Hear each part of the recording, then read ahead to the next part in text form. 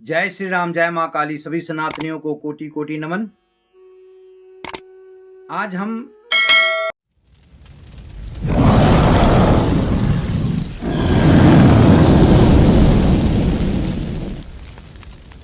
बात करेंगे कि राम पर लोग शंका करते हैं कि ईश्वर है या नहीं। बहुत लोग करते हैं, इसीलिए रामायण पे भी शंका करते हैं, और कबीरपंथी लोग तो खुल के ही विरोध करते हैं। लेकिन आज तो चलो कलयुग है, कलयुग में तो ऐसे भी लोगों को क्या बोलते हैं कि बुद्धि एकत्र नहीं रहता, एक जगह नहीं रहता, व्यक्ति भटकता है, विश्वास नहीं करता। इसलिए तुलसीदास ने कहा है, कलयुग युग सने युग नहीं, जो नर करे विश्वास। इस युग में विश्वास नहीं जमने देता। तो बहुत सनातनी को भी ये बीच विश्वास नहीं। कबीरपंथी भी सनातनी है, लेकिन अपने आप को अलग मानते हैं। उसका कारण पता है क्यों भाइयों? उनको जाना है सतलोक, सतलोक जाना है उनको। जल्दी है ना, क्या बोल सकते हैं। तो आज हम इस विषय में बात करते हैं कि आज कलयुग में लोग राम पे सवाल उठाते हैं। कबीरपंथी लोग भी राम पे सवाल उठाते हैं। तो भैया सनातनियों, आज कलयुग में उठाते हैं तो कोई आश्चर्य की बात नहीं।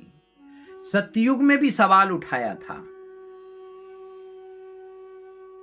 आप लोग को ज्ञान होगा ही, लेकिन फिर भी हम आपको दोहराते हैं। जब वन में रामचंद्र जी सीता को ढूंढते ढूंढते, हाय सीते सीते नरलीला करने में, जब वो वन में दोनों भाई विचर रहे थे, ढूंढ रहे थे, तो भोलेनाथ की पत्नी उमा, माता उमा, उन्होंने मन में शंका किया कि वास्तव में ये पुरुषोत्तम राम है, ईश्वर है, जो शिव के आराध्य है, जिसको शिव ध्यान करते हैं, वो है। तो ये जंगल में कैसे भटक रहे हैं? इस तरह का उनको भाव आया, माता उमा को, शिव पत्नी को। इस भाव के कारण माता ने क्या कि जंगल में आकर के सीता का रूप धारण कर लिया। सीता के रूप धारण करने के बाद जब आ गए राम के आगे, तो प्रभु तो पहचान लिया। कहते हैं, माता प्रणाम। तब राम कहते, आप तो मेरे आराध्य की पत्नी हैं। जब माता करके संबोधित किया, तब उमा माँ जो है अपने असली रूप में आए, जो दक्ष प्रजापति की पुत्री थी, तब अपने असली रूप में आए। तब उनका शंका दूर हुआ। तो बताइए, जो दुनिया को ज्ञान देने के लिए, या चाहे जो भी, उस युग में भी स्वयं मां शक्ति ने शंका किया कि राम वास्तव में राम है क्या? जो सब में रम रहा है वही राम है क्या? ये जगत का पिता है, परमेश्वर है क्या? यही नारायण का अवतार है? ऐसे करके माता उमा ने जब रामचंद्र भगवान का परीक्षा लिया, सामने आए, लेकिन भगवान तो अंतर्यामी। लक्ष्मण जी तो बोले कि आ गए माता, लेकिन बोले तुम नहीं पहचाना इनको, ये हमारी मां है। उधर शिवजी के विपरीत आकर के राम की परीक्षा लिया और सीता का रूप धारण कर लिए। उसके बाद जब वहां गए तो शिव समाधि ले लिए। शिवजी ने उनको वापस वर्ण नहीं किया, मतलब पत्नी के रूप में स्वीकार करने की इच्छा नहीं किया, क्योंकि जगत जननी महाशक्ति आदि शक्ति माता सीता का रूप धारण कर लिया, जिस कारण, क्योंकि शिव राम को अपना आराध्य मानते हैं, क्योंकि राम ही पर ब्रह्म है, परमात्मा है, ईश्वर है। राम सब में रमा हुआ है, अंदर भी वही, बाहर भी वही, कन कन में वही। इतने बड़े महत्व है राम का। लेकिन भगवान मनुष्य के रूप में आए, मर्यादा निभाए, इसीलिए वो लीला कर रहे थे। लेकिन जब माता उमा ने अपना रूप सीता का बनाया तो शिव जी ने पुनः उनको पत्नी रूप में स्वीकार नहीं किया। फिर उसी के आसपास जो है शिव, त्रेता में ही बोलते हैं कि उसी के आसपास दक्ष प्रजापति ने यज्ञ किया, जिसमें सबको बुलाया बोलते हैं और उनको नहीं बुलाया गया, ऐसे संत लोग बताते हैं। उसमें माता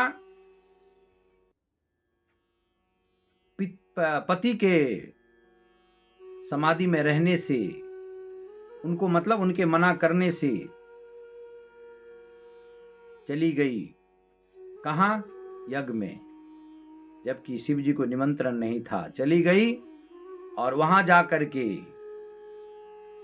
जब अपमान हुआ माता का, तो माता ने अपना शरीर, वादी शक्ति परमेश्वरी थी, वो अपना शरीर दहन कर दिया। वही शरीर को जब भगवान के गण लोग बोले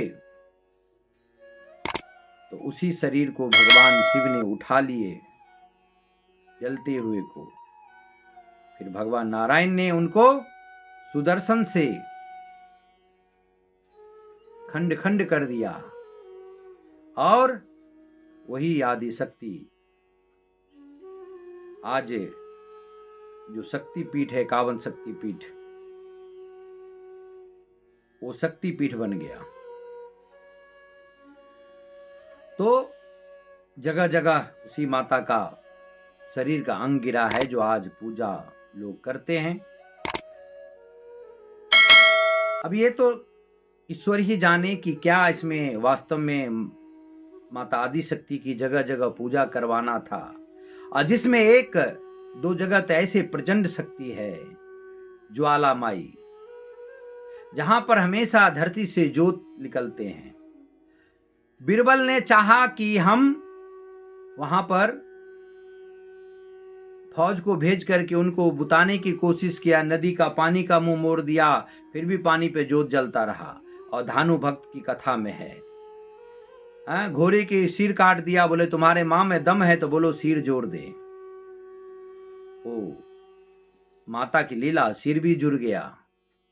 और साथ ही साथ क्या कहते हैं कि प्रण किया था कि अगर ये घोड़े की सिर जुड़ जाए तो मैं भी जाऊंगा मां के दरबार में नंगे पांव।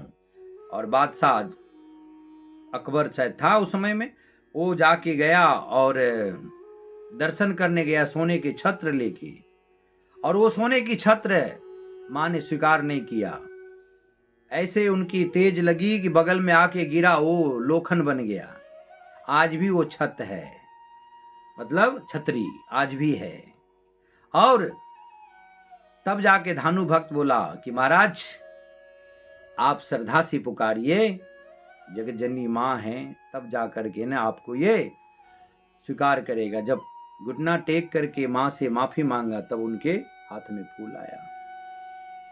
कंगरा में है, अभी भी जोत जलते हैं। वैज्ञानिक थक गया वहां पर, और ये कबीरपंथी लोग कहते हैं कि सब झूठ है। कबीरपंथियों, अगर हमारे देवी देवता पर सवाल उठाते हो तो भरम मिटाने के लिए चले जाओ कंगरा, वहां माता की मंदिर है, वो में ज्योत जग रहा है, तुम भी कोशिश कर लो, खुदवा लो। साइंटिस्ट को भरम टूट चुका है उधर, तुम भी अपना तोड़वा लो। ये सनातन धरती है, यहाँ पर चमत्कार ही चमत्कार है। और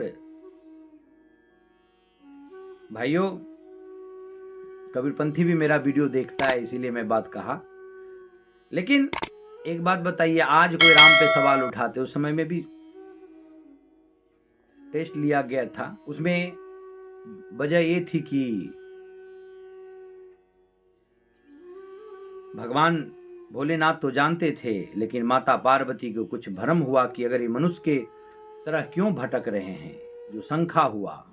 तो आज भी लोग कलयुग में शंका करते हैं कि राम ईश्वर है या नहीं है। जिसको शंका है होने दीजिए, हम सब तो है, मन में राम तन में राम, राम ही राम है, सब जगह राम है, और एक दिन ये संसार भी राममय होगा। कबीरपंथी लोग देखते रह जाएंगे। रामराज की शुरुआत हो गई है, क्या करेंगे कबीरपंथी लोग भाइयों। तो ये बात थी कि उस जन्म में भी, मतलब सतयुग में भी राम पे और भी कई लोग थे, शंका किए। यहां तक कि अर्जुन ने ये कह दिया था कि राम क्या धनुधर थे, हमारे जैसा धनुधर को बोला होता तो मैं तीर से सेतु बाण बांध देता। हनुमान जी बोला, तुम्हारा बाण कितने दिन बर्दाश्त होते थे। मैं ये बात अगले वीडियो बनाऊंगा, बड़ा वीडियो हो गया। जय श्री राम।